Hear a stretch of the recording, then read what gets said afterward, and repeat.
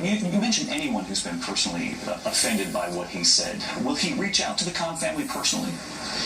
He may, but I certainly hope that they heard him last night, and I certainly hope America heard him last night, because of all the people, David, who have been saying, hey, let's get Trump to pivot, let's get him to be more presidential. That is presidential.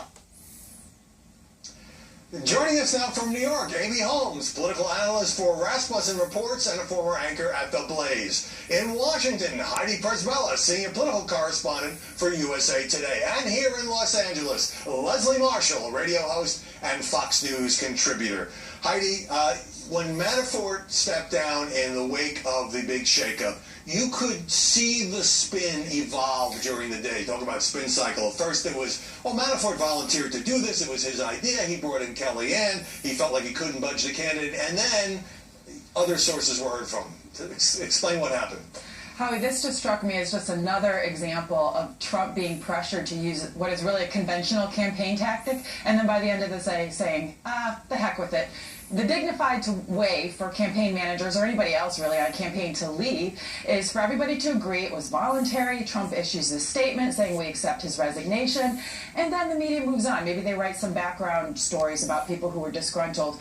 But like you said, this was literally evolving minute by minute, and you had Kellyanne, the new campaign manager, essentially confirming that he was asked to leave. So it's not that these things can't be mutually, it's not that these things are mutually exclusive, that both sides could have, agreed mutually to leave. But I think this is an example of what happens when you have really competing interests trying to spin the narrative here. Clearly Manafort wanted to, preserve his dignity on the way out the door, and Trump didn't want this to be viewed as a hemorrhaging.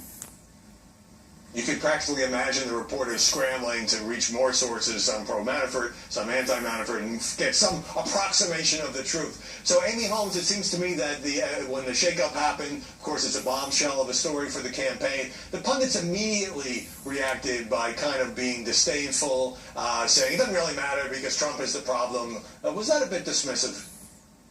I think it was, and we've seen since Donald Trump hiring Kellyanne Conway that he has been making this presidential pivot. Ironically, after firing the guy that said it was going to happen, it's happened under Kellyanne becoming the new campaign manager. We'll see if it lasts, and Donald Trump, we know, has been a very volatile candidate, and of course he deserves media scrutiny, but I think he also deserves credit for at least making these initial attempts. But mostly, I would say, the press was either puzzled by this, Leslie Marshall, or negative toward it. I know you're no Trump fan, but how much of the coverage do you think was influenced by the increasingly hostile tone in the press about Donald Trump and his candidacy? Well, I think, quite frankly, any time Trump opened his mouth, everybody would cover it because he's good for ratings. And, I mean, that's a reality, and that's a real bottom line. I don't think Trump had any disservice. We have to look historically. This is probably the most shakeup we've seen in a presidential campaign, at least in the most current elections in modern day. And I think there was also, there was an additional element. It wasn't just that he was taking a nosedive in the polls and making yet another change in his campaign staff, but there was also the connections with Russia and the Ukraine, and even the question of legality. I heard some historians say back in the day this would be treason and somebody would be hung for this. Well, we'll come back to the Manafort question. Let me get Heidi in on this question. So we played it at the top of Trump giving a scripted speech in which he says he regrets some of his past comments. And I think it would be fair to say that most of the press reaction was skeptical. Did he really mean it, or was he being fed these lines? There was definitely some skepticism, and some of it even bordered on snark. I saw one story that said, well, it wasn't really an apology because he didn't say the word sorry. But at the same time, there were some legitimate reasons for skepticism here.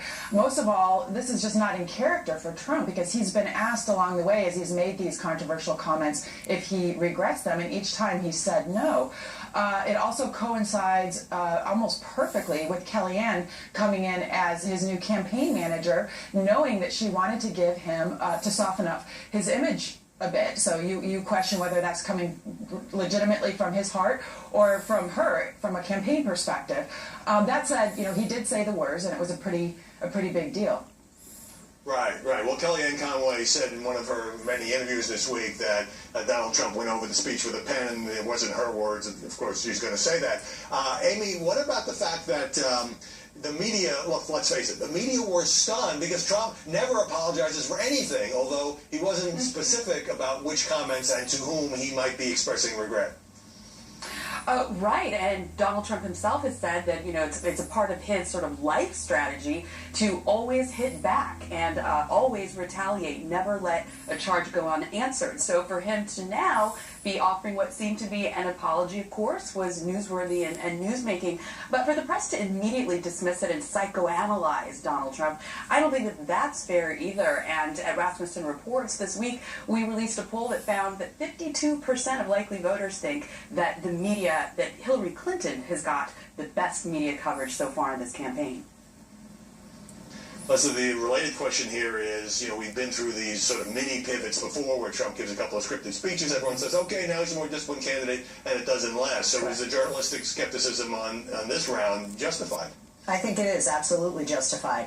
When you have someone who says, you know, and just, you know, historically, when you look back, somebody just says, you know, I'm concerned if I've hurt anyone, like you had said, there is, one, no actual specific apology, two, there are no specifics to who he has offended and what he feels remorseful or, you know, has regret about. And, I mean, this is a man that talked about punching Michael Bloomberg in the face.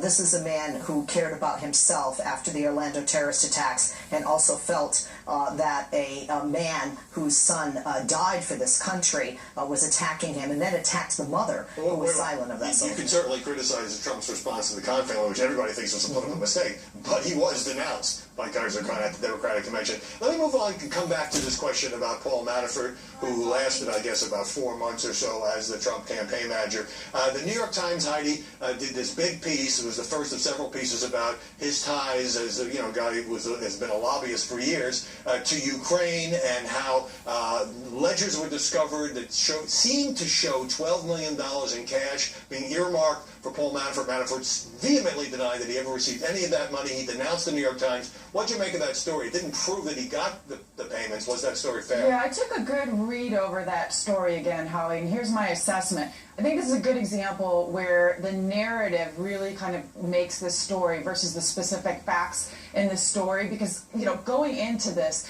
we all know that Manafort had ties to big Russian money and to Yanukovych in particular, who is really as corrupt as they come. And so going into that, you know, we kind of had that preformed impression. And then you look at the actual facts. Well, these are handwritten ledgers. It's basically an assertion. It's an assertion from a Ukrainian agency that we're not familiar with, and Manafort could easily deny it. So, you know, even lower down in the story, the investigators had said that there was no proof that he actually received the money. So that kind of brings us back to, why is this news? Well, this is news because of what we knew previously, which is that there is a relationship between these two men that is troubling in and of itself because of who Yanukovych is.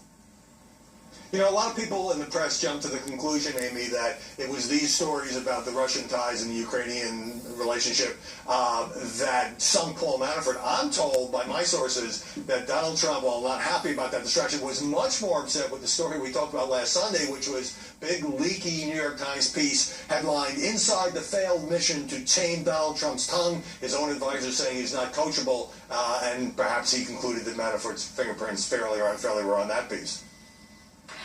Well, I wouldn't be surprised if that was the case, that Donald Trump did not like having these leaks in the press, that he can't be tamed. But I think getting back to the Russia story, part of also what fueled the media coverage of that is that it dovetailed with the Vladimir Putin-Donald Trump seeming bromance and the kind words that they've had for each other. But if you looked at these articles too, you notice buried way down in the print was that the Podesta group, that's Tony Podesta, Hillary Clinton's campaign manager's brother, they're also under scrutiny. But looking at the MSM, the mainstream media, you would think that it was only about Paul Manafort.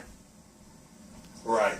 I just want to close this segment by asking you, Leslie, about the volume, the gusher of anti-Trump stories and headlines compared to those involving Hillary Clinton.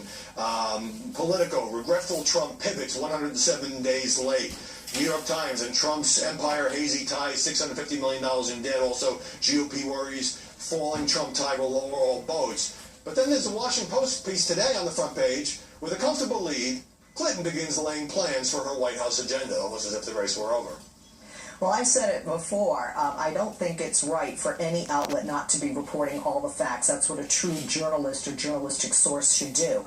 But I do think, again, that quite frankly, dirt on Donald, anything about Donald, just is more attractive to readers and to viewers and to listeners than information about Hillary Clinton. And so if it bleeds, it leads, or if it has Donald's name in it, it leads. Right, which of course, if that's true, totally unbalances the coverage. And Correct. before we go to break, let's put up the New York Daily News cover. Supposedly Trump saying, I'm going to lose so good. This piece actually says that his shakeup could be an intentional effort to tank the election in spectacular fashion. Talk about a completely unsupported paroxysm of speculation. All right, let me get a break. You can write to us, mediabuzz@foxnews.com. Let me know what you think on Twitter @HowardKurtz. And when we come back, a closer look at the controversial Breitbart media operation that produced the Trump campaign's new CEO. And later, the passing of John McLaughlin, who influenced much of what you see today on cable news.